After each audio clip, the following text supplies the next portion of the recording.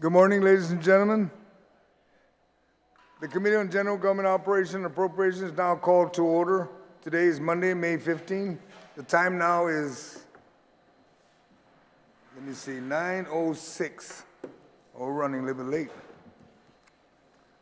In compliance with the open government law, the notice for this public hearing were posted on the Guam Public Notice Portal, KGTF PBS, Channel 12, and disseminated via email to all senators and all main media broadcasting outlets on Wednesday, May 3rd, and on Thursday, May 11th.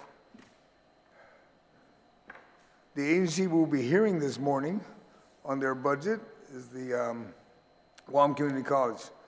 Bill number 26-37 COR, Committee on Rules by request of I Magaʹhågan Guåhan, the Governor of Guam, in accordance with the Organic Act of Guam, an act making appropriation for the operation of the executive branch of the Governor of Guam for fiscal year ending September 30th, 2024, making other appropriations, establishing miscellaneous administrative provision relative to Guam Community College. At this time, I ask the members of the Guam Community College panel to rise and be placed under oath by the Sergeant at Arms. Please raise your right hand. Under penalty of perjury, you all affirm that any and all information you provide today, whether it be verbally, electronically, and in writing, be the truth, the whole truth, and nothing but the truth. Yeah. Mr. Chair, under oath, you may proceed. Thank you, Sergeant at Arms. The conduct of this budget hearing shall be as follows. Please provide my legislative staff with any document for photocopying and distribution. Panel members are asked to remain in the room for questions or for additional testimony as may be desired by members of the committee. Questions and testimony shall be confined to the substance or nature of the agenda. Personal inference as to the character or the motive of any senator or any individual testifying is not permitted. Any violation of this general rule of conduct will result in removal from the budget hearing. Proper form and decorum shall be practiced by all present in the public hearing room for these proceedings. Individuals who fail to maintain proper form and decorum will be restricted from participating, will be escorted from the room. When you speak, please make sure that the microphone is on and that you speak into the microphone. Please state your name and your title for the record. I'd like to acknowledge my colleagues that have joined me this morning, and I thank them. I have Senator Jesse Lujan, Senator Chris Duenas, and Senator Tom Fisher. Morning. I would ask, let me see, we have in the panel, we have Mr. Arreola, we have Ms. Dr. Okada, the President, Ms. Geraldo. I pronounced your last name correct? Okay. And then Ms. Tadella. Great group of folks. And I guess we'll begin with either the chairman or the doctor, who you two decide. Please, thank you. Frank Arreola, Chairman of the Board of Trustees. It's my football voice, sorry about that. Yeah. Alfade, Chairman St. Agustin, and distinguished members of the Committee on General Government Operations, Appropriations, and Housing. My name is Frank P. Arreola, and I'm the Chairman of the Guam Community College Board of Trustees. Thank you for allowing us to come before you to testify on behalf of the students, faculty, and staff regarding GCC's funding requirements for fiscal year 2024. Academic year 2023 was GCC's move back to normalcy, offering the full complement of services on campus, but we are also committed to maintaining many of the service additions that were enhanced during the past 3 years, including remote learning and emotional support services. These are the type of additive services that we believe will encourage more people to enhance their education at GCC.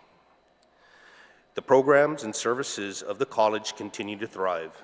Usually enrollment to GCC increases in a strong job market and decreases during times of high unemployment. While that is proving to be the case, the demand for highly trained, highly skilled employees bodes well for GCC, particularly in the areas of information technology, cybersecurity, and healthcare. In addition, our traditional educational tracks, traditional educational tracks, GCC has completed work-ready boot camps and has an additional 12 boot camps ongoing or scheduled to start in academic year 2024.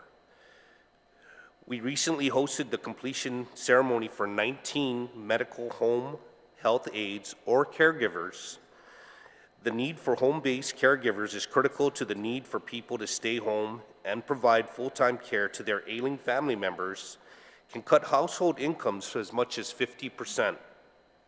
These medical home health aides allow income earners to return to work. As GCC continues to look for innovative ways to enhance our programs, the college will embark on an initiative to connect potential GCC constituents more directly through a mobile-first environment in both our website and social media channels. That process will begin this fall. As I've said before, there's an urgency to build capacity to support these jobs that will need to be filled in the very near future as tourism recovers and Camp Bloss is completed, as well as a growing focus on re-imaging Guam's role in the ship repair support brings back memories of SRF. To support the changing demands, GCC is building capacity in our infrastructure. The funding for the Workforce Development Center in Barrigada has been secured through an Economic Development Authority grant. We hope to begin renovations this year. We've cut the ribbon on the Gregory G. Perez Forensic Crime Lab Annex and classrooms. We will cut the ribbon on the Student Center canopy and the multi-purpose auditorium very soon. And the expansion of the Student Support Services building is ongoing. Ultimately, our success is a result of our people, and they are the most capable and committed people I know. That is why GCC has worked to ensure that the 22% pay adjustment is accounted for in the 2024 budget. The budget for fiscal year 2024 is $22,911,066. The budget request will support the programs above and allow us to continue innovating and collaborating with our community partners to strengthen Guam's workforce. Given all that I have mentioned, I'm confident that this budget request of $22,911,066 is sufficient to move the college forward, while simultaneously being fiscally responsible and conservative. I thank you for the opportunity to appear before the committee this morning and testify in favor of fiscal year 2024 budget request for Guam Community College. Thank you very much. Thank you, sir. Dr. Okada, and I think you have some PowerPoints, correct? That's correct. All right, ma'am. Can we get the power? Thank you very much. Buenas semanas, Senator San Agustin and members of the 37th Guam Legislature. Senator Jesse Lujan, thank you for being here. Senator Chris Duenas and Senator Tom Fisher, Suzus Masi, for being here. My name is Mary Okada, President of the Guam Community College. This morning, I am here to advocate for Guam Community College's fiscal year 2024 budget request. Next slide, please. The Guam Community College is a leader in career and technical workforce development, providing the highest quality student-centered education and job training for Micronesia. Next slide, please. The college's fiscal year 2024 budget request is a rather modest request, a total of $22,911,066. The reason I say this request is modest is because it simply takes the current 2023 appropriation of $22,010,732 and adds the requirements for the 22% general pay plan staff adjustments for fiscal year 2024 in the amount of $900,334. The college does not currently have any outstanding prior obligations, no past due merit bonuses, and all of our increments for employees are up to date. In addition, we are finalizing the implementation of the 22% increase for staff employees that are under the general pay plan. This will be processed for the upcoming pay period. Next slide, please. We are nearing the end of the federal funds that we receive relative to the Higher Education Emergency Relief Fund, or HERF, that the college received during the COVID-19 pandemic. The college received a total of $13,609,824 that covers the student portion, institutional portion, and funds received as a minority-serving institution. With the exception of the SARP, which is a student funds, funding received for students, all remaining funds are set to expire on June 30th, 2023. The college intends to fully obligate all of these funds by this timeline. As a couple of weeks ago, I spoke of the increasing need to support the social, emotional, and mental health of our students and employees. We are at a critical juncture where the federal funding resources, HERF in particular, will soon be expiring. However, because of the immediate need to continue these services, the college will seek alternate funding and provide the support needed. This is imperative to ensure that students that enter into post-secondary are adequately supported through their educational journey. We all know that times are tough. Next slide, please. Some of the major capital purchases and projects that are funded under these HERF funds include the Culinary Arts and Baking Center renovation, a concrete student-centered covered canopy, a generator and generator housing to support the Student Services and Administration building, and 3 additional electric cars to support academic programs. Next slide, please. I'd like to highlight our continued sustainability efforts at the college. In addition to the electric cars, there are 13 buildings now with solar panels. This includes 2 covered walkways. In fiscal year 2022, the college recognized approximately $77,063.66 in savings as a result. In fiscal year 23, we are currently tracking approximately $40,000 in savings. These additional buildings will have solar panels. 3 additional buildings will have solar panels before the end of fiscal year 2024, as the procurement process is currently in progress. Funding to support these projects is through the U.S. Department of Interior. Next slide, please. Capital improvement projects completed this year include the Director Gregorio G. Perez Crime Lab DNA Annex and the Multipurpose Auditorium. Groundbreaking for the Multipurpose Auditorium and a student-centered canopy will be forthcoming in the next month or so. Next slide, please. That's the old picture of the Building 300 and a rendering, and the actual update for the Multipurpose Auditorium. Next slide, please.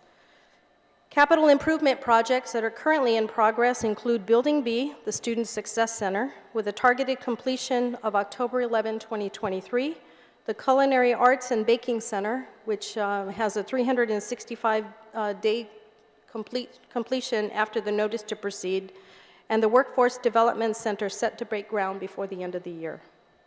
Next slide, please. For the past year, the college has rolled out 14 boot camps that have provided job opportunities and advancement for over 237 students. This program would not have been successful without the commitment and support from our employer sponsors, such as Black Construction, Cabris Marine, Cortec, Inland Builders, Hawaiian Rock, Catholic Social Service, Health Services of the Pacific, Guam Waste Control, Guam Pac Express, CCDF, Caregivers, just to name a few. Next slide, please.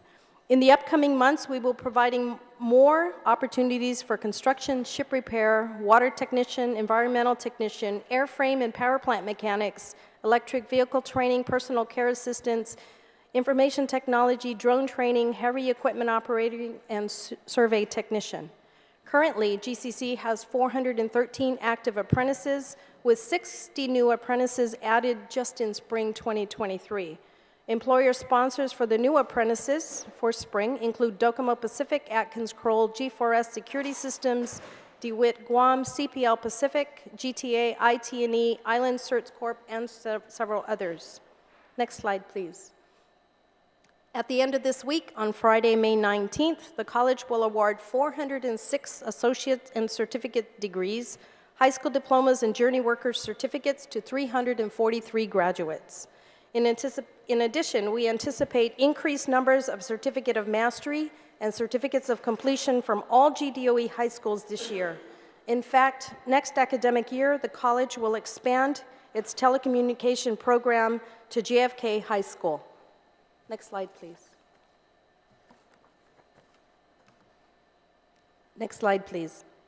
Currently, GCC has 228 employees as of April 30th, 2023.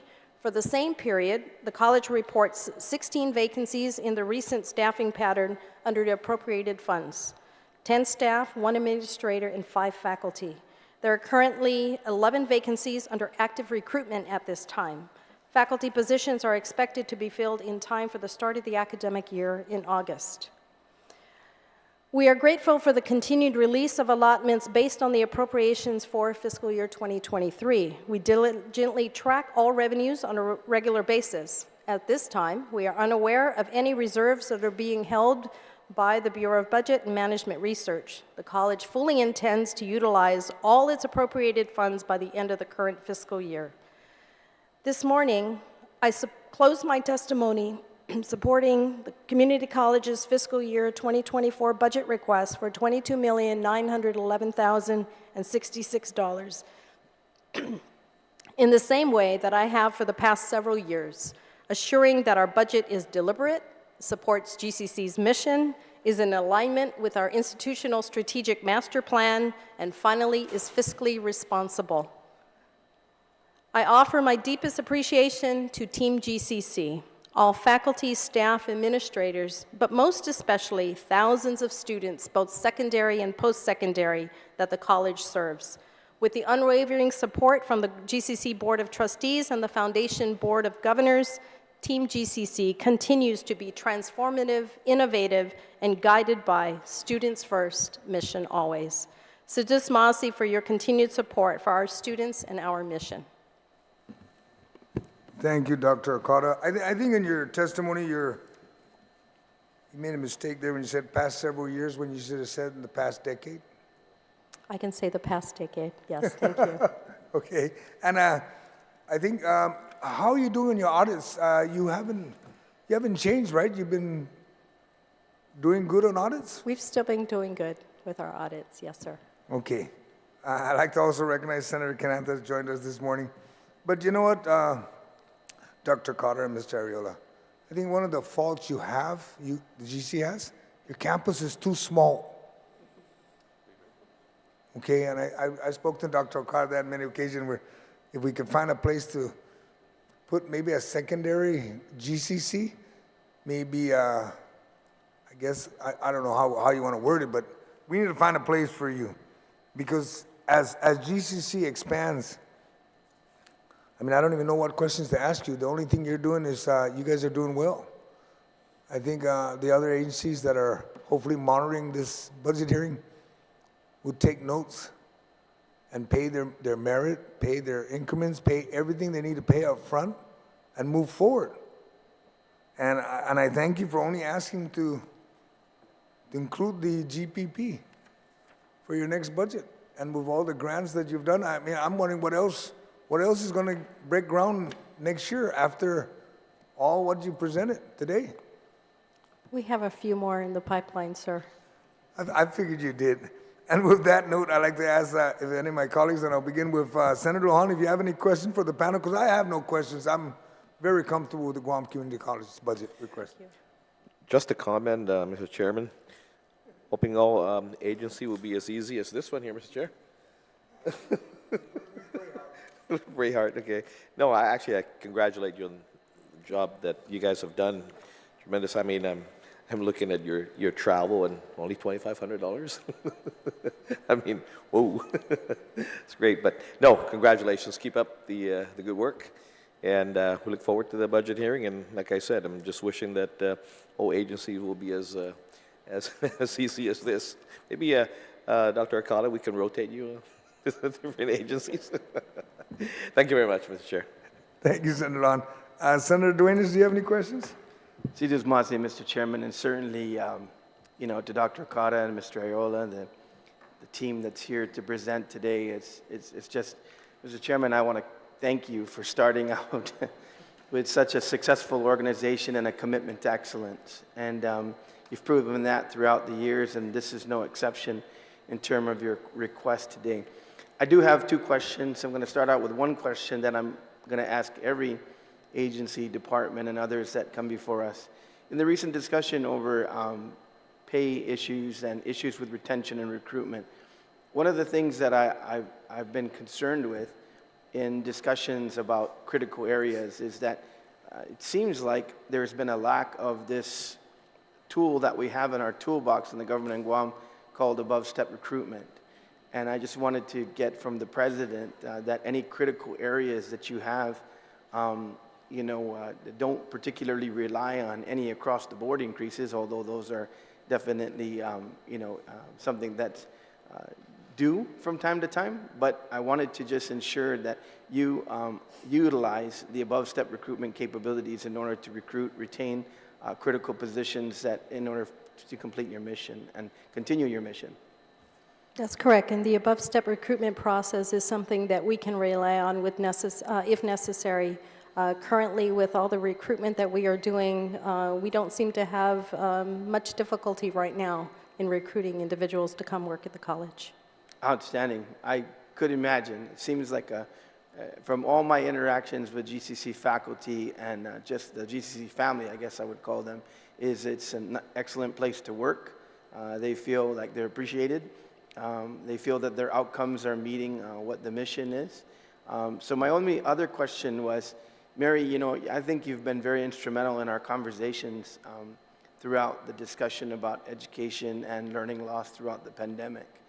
And I've appreciated the attendance that you've had with numerous roundtables that we've had to try to kind of accelerate, helping our young people to get back on track. I just wanted to see if you had an update. You mentioned in other hearings that you were doing your best to reach out to the high schools in particular, maybe even as low as the middle schools, to see if anything GCC can do to evaluate, assess, or even have remedial programs for individuals that may be coming into GCC that maybe without the pandemic they're ready to just roll into their next phase of higher education, but because of that learning loss, they may need that entry level coming in, saying maybe the first semester is just to catch up and make sure that we even discussed maybe deferment of tuition on that kind of situation with some sort of subsidy to help these kids, that we know that they've lost a certain amount of traction.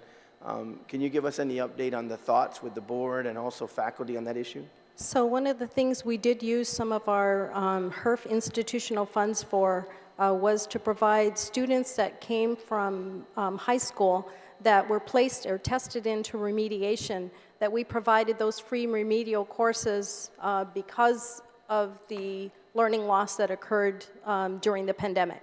So we provided several semesters of those free developmental courses, and so now that the funding has been is going away, then we're not able to offer that for the upcoming semester. However, there is a project that the college is currently engaged with GDOE, and it's called Literacy Navigators.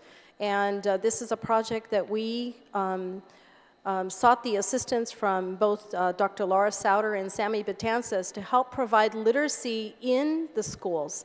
And so that project is currently ongoing and is expected to continue through September of this year. And so we're hoping to have a very robust program this summer to get more students in that need the additional, because a lot of it stems with literacy and understanding literacy. So we have literacy navigators that are going out into some of the selected schools that are providing training for students. And so they're doing that project, and we're expecting that project will be in full steam during the summer as well. So those are a couple of things that we're doing. If we are successful in identifying additional funding to provide more free courses for remediation, then that will definitely be considered. Because it doesn't cost a lot for us to do that. It really just depends on how the students place when they have to take the placement test. But I will tell you that our faculty have been very good at providing support needed for students that enter into post-secondary education and just need a little bit more support. We do have tutors on campus that are funded through our non-appropriated funds. So we do have tutoring services available, not just for math and English, but for students that are struggling. And many of the tutors are other students that are already enrolled in the college. Wonderful. Once again, we very rarely have organizations in front of us that we consider, the real economic driver of our island. And you are that, along with your sister organizations such as Trades Academy and the University of Guam. I mean, really the investment that we put in here is returned so much fold. I know this is not a place for this, but I just wanted to put it in your mind as the public hearing may come up in the news today. You know, there are some of us who are looking at a training wage.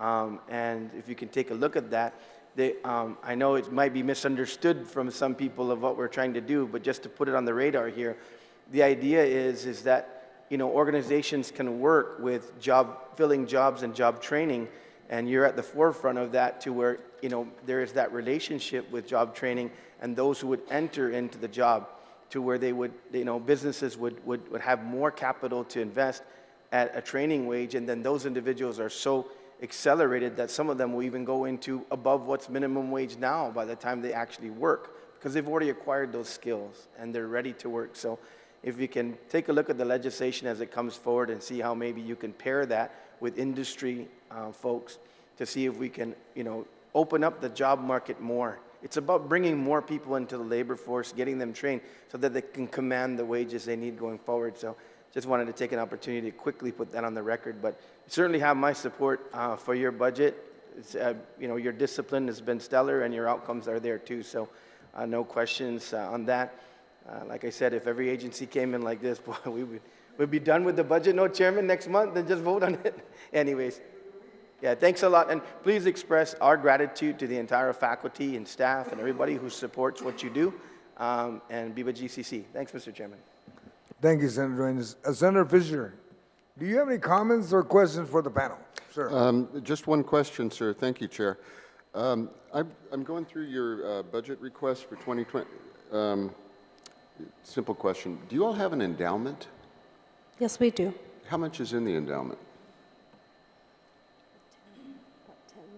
We have about 10 million. And I assume you've invested that? Yes, and so that's under the Guam Community College Foundation, and that money has been invested for, I would say over 25, 30 years. It's been a long time. What kind of return are you getting on it? I'm sorry, correction. We have about 15 million in our endowment.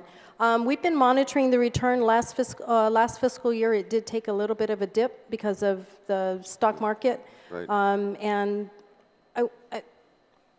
I don't know right now what the return would be overall, but we monitor it every quarter. Okay. And we hire and fire investment managers on a regular basis based on their commitment and how they're able to perform through our partnership with Raymond James. And so we've been consistently monitoring that for past many years. Okay. Thank you very much. It sounds like the endowment for GCC is pretty healthy.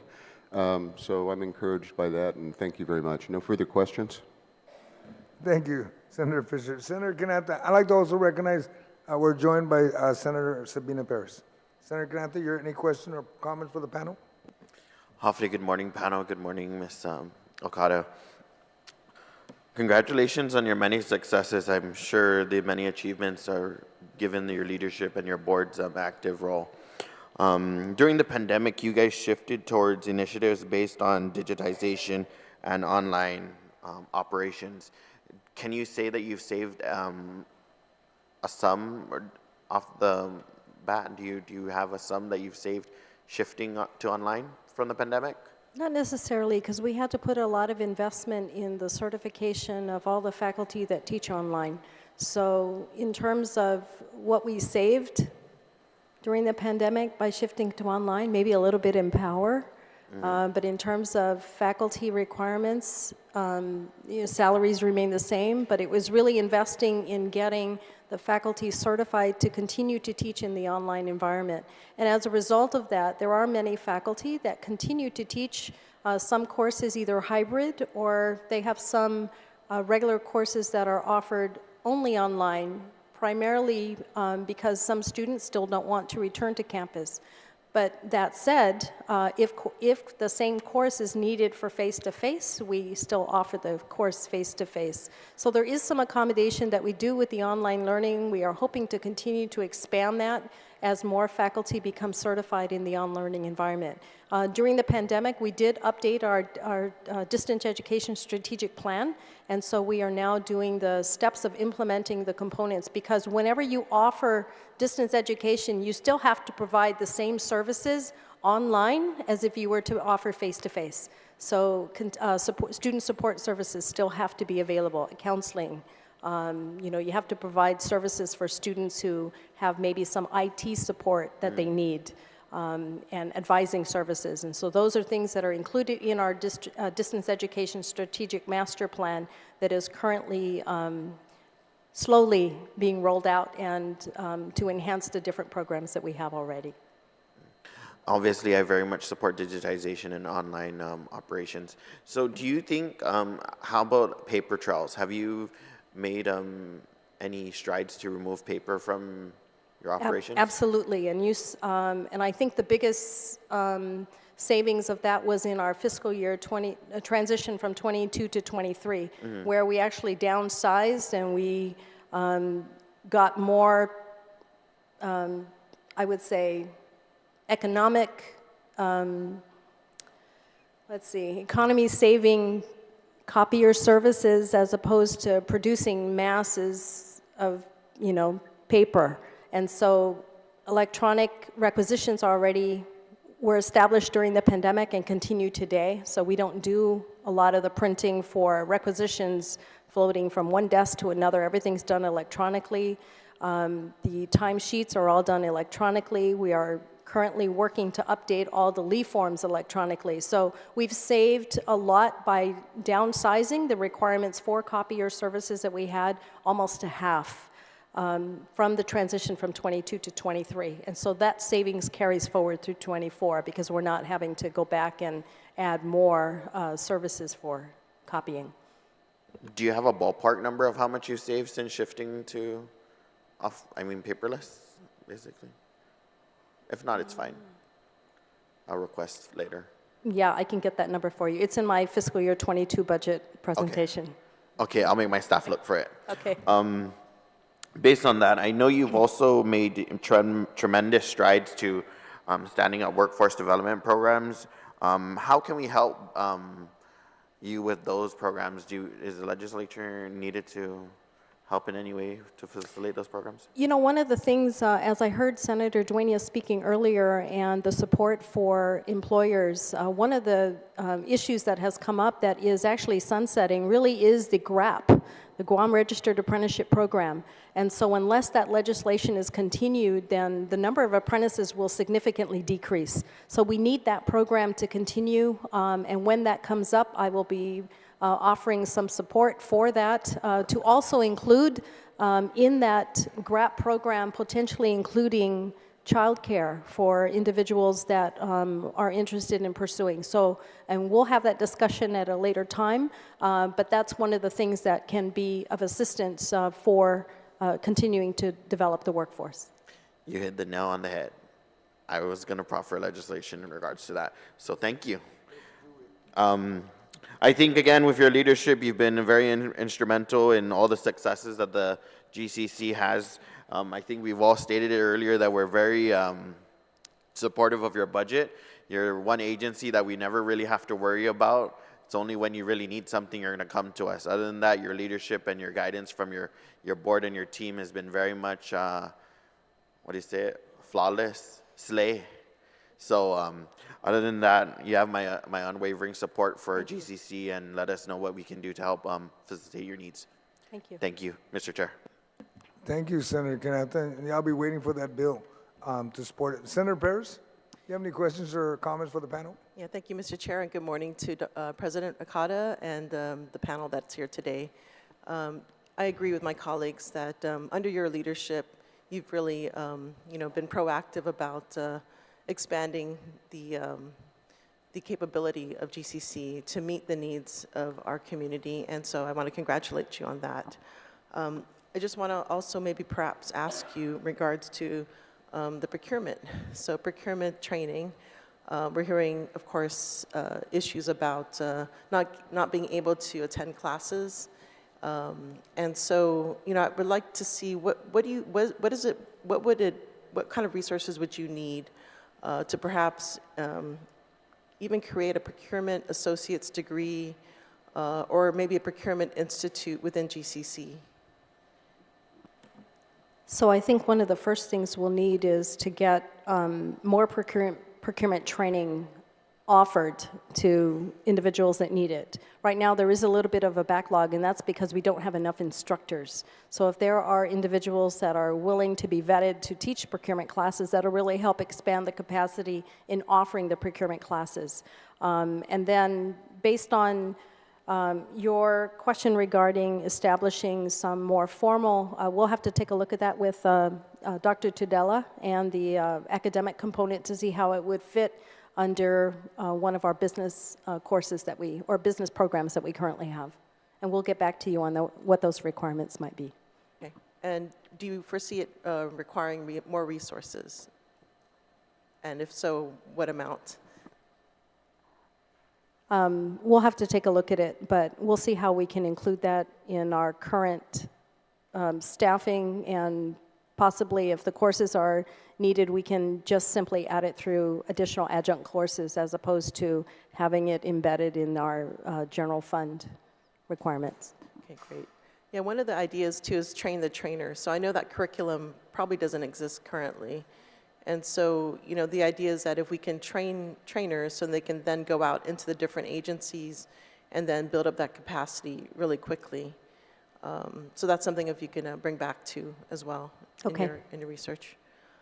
The other thing I wanted to ask about is the adult education. What are your plans for, I know I asked this earlier in one of the confirmation hearings, but if you can probably expound, what are the plans in the upcoming year to strengthen that program, and what are your ideas regarding improving that program? So adult education is a federally funded program through the U.S. Department of Education. Currently, we have Associate Dean Marisha San Nicolas that spearheads that department. They have done a tremendous amount of work in reaching out into the community to get more programs into the villages and expand that program. We do know that there are some challenges that students have in terms of, making time and getting access to the adult education program on campus. And so what we're trying to do is bring more into the community based on the availability of the instructors that we have that go out into the community to expand that program. There is also a component called iBest, which is incorporating career and technical education into the adult education program, so that while a student is earning their adult education diploma or their GED, that they're also getting a taste of career and technical education, which will help them into the job market once they're completed with their high school diploma. So that program is currently, we have the federal funds to expand its capacity, and she has, Associate Dean San Nicolas has really been working to expand those programs as we speak. And so more will be available. If there's any additional information that you might need, let us know. If there's a specific area that we could potentially target that we haven't already targeted, because we are also in DOC. And so if there's additional locations that might be considered, please let us know so that we can reach out and see if we can build the capacity for that component. And what does the wraparound services look like for that, for the adult? So for the adult for the adult education students right now, there is some tutoring that is provided to them. We do have counseling. We do have a dedicated counseling that is available for them. And then students that are on the campus actually have access to the other services provided by GCC. So it's not specifically just for adult ed. The student support services that we have on campus can be expanded to the adult education students as well. Yeah, I think it's really critical that you're going out into the community to bring the education to them, right? Because there's so many barriers to getting there. For instance, transportation, I think could be a big problem. And just, making it just lowering the barriers to education I think is critical. I think one of the things, go ahead. So just one thing is that we also have included GED Boot Camp. So there is boot camps for individuals that want to continue their GED. So that's something that is already currently funded. And we go out into the community, into these special housing areas, and provide some GED prep work, and getting them ready for taking the GED test. So is child, for instance, I imagine that one of the reasons for not attaining a diploma. It could be perhaps, early pregnancy, right? Are there any attempts to try to, I guess, promote literacy within the children of the adults that are taking the, looking or seeking their GED? So that's not something that we're currently doing with parents, but it is definitely something that we can look into. Yeah, I really appreciate that because I think this is an opportunity to both, educate the family and literacy, at the early stages it's that's the critical time, I believe, and that could definitely help in their future academic career. So I appreciate all your efforts, and I know this is a lot. I mean, I trust that you do good work, and you can move things. So I look forward to seeing progress and updates on this. Thank So I you. appreciate it. Maybe one more question. Sure.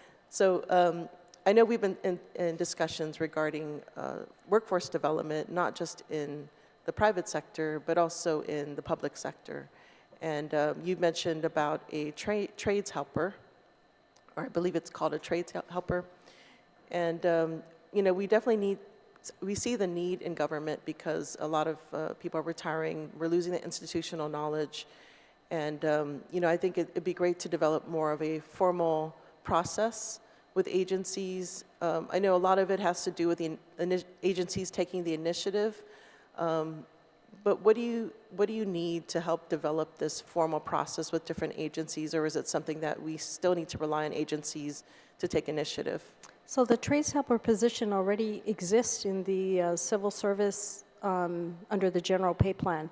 And so it really takes the commitment for the agency to hire the trades helper so that the individual can then get trained into specific areas. Just as an example, so we hired one of our boot camp completers, I believe, as a trades helper because many of those we had openings for air conditioning mechanics. And so when we brought on a trades helper, we specifically trained in refrigeration mechanics. And then later, we had an opening for a refrigeration mechanic. And so the individual applied, which is a very difficult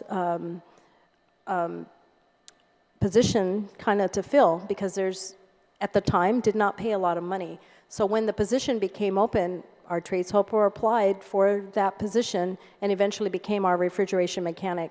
And so that was the stepping stone for us to create that internally. And then what we've done since is we no longer need the trades helper because now we have the refrigeration mechanic that we had. But it had a little bit to do with how you manage your human resources and your vacancies and how you can use it to best support the institution and the needs by growing internally so that you can promote or offer opportunities for individuals to promote. So it really is the agencies identifying to use the trades helper as an entry level and then getting them training in specific areas, because for some agencies, they have many upper-level positions, but they don't have any of the lower-level positions. So if you bring in a trades helper and you provide the training for them, then after a year or so, many of them would qualify for the more specialized positions. Thank you. And then perhaps one more question. So, I see there's a shortage, obviously in Guam, there's a shortage of construction workers for the local as well as construction overall. So I know there was a report in the paper that there was not enough students that signed up for a course and therefore the course was canceled. Is there a way maybe we can waive that requirement so that at least we're getting a little bit through the pipeline, or how are we working with other, training facilities, eligible trainers to build up that workforce? So basically, with the courses that we offer, if there is a need for a student to progress, the course will continue. There is a provision in our current faculty union agreement that allows for the balancing of workloads. And so with that balancing, we can offer courses that are have a higher enrollment with those that have low enrollment, and the balancing is the requirement to determine their workload. There's also provisions that we offer courses because students need it to progress or to finish their degree program. So it's on a case-by-case basis. It's very rare that we cancel courses, but when we do, we try to give it some, either offer another alternative by not having it start at the beginning of the semester that you would traditionally do, and getting enough students that perhaps maybe a delay of the course with a month or 2 months afterwards that we're able to satisfy at least some of the requirements for offering that course in a different way. So we are working to decrease the number of classes that we actually cancel, especially in the construction trades area, because there is a high demand. Is there an MOA between other trainers, training facilities, so that, for instance, it may not make the cut, right? Say a course can't continue because there's only one person who signed up. Is there an opportunity for that person perhaps to look outside and have a memorandum of agreement with those training facilities so at least they can continue that process? There could be. There could be. Okay, thank you. Sorry, one more question. One more? Daisa Mege, one more? Yeah, Okay, that'll be your last question. Thank you. Yeah, I look to you as a bridge to all the community, addressing a lot of the community issues because I see success. So that's why I'm very engaged with this topic with you, and I look up to you actually for all that you've done. So the other thing I had was, of course, you talked about the mastery programs. A lot of DOE students are graduating with more mastery in certificates, and this is something that DOE also has put in their strategic plan, that they want to graduate, I believe, at least 50% of their students to have some sort of skill when they graduate. And I really wanted to see what is your plans for increasing the opportunities for pre-apprenticeships within the DOE system? So right now what we've done is for academic year 24, we have increased telecom, for example. Telecom is one area that we see the increased need. Telecom that is currently offered at Tizan High School transitions quite well into the GCC Computer Science program, and then on to the 2+2 that we have with the University of Guam.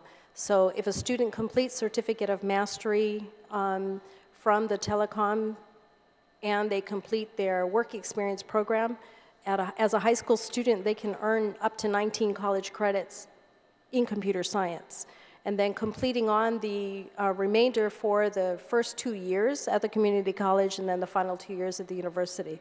So because that program has been quite successful, we are now offering that to JFK.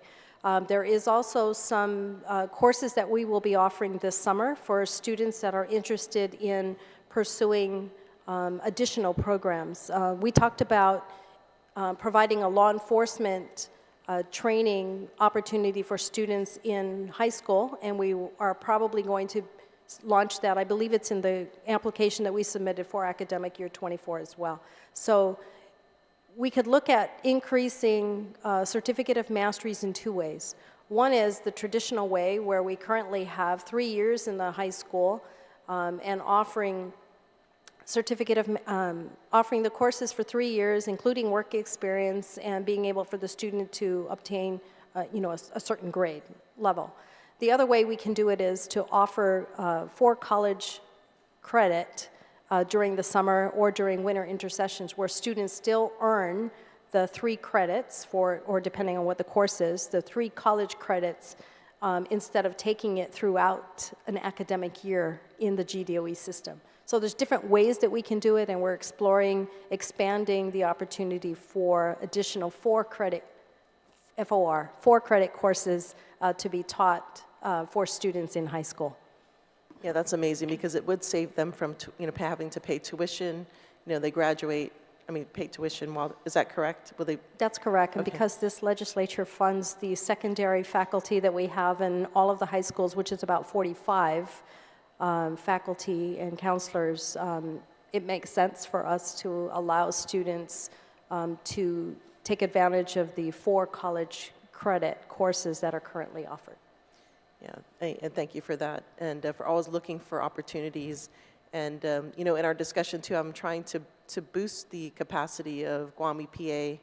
And, you know, that program also dovetails into Department of Environmental Health and the Department of Public Health and Social Services.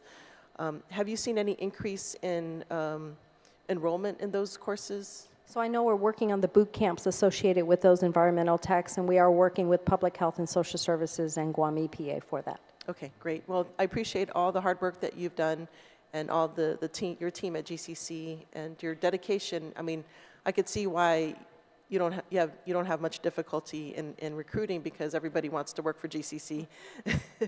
Yeah, it's an ideal place to work, and you know, thank you for creating that culture and that environment of you know, always being proactive.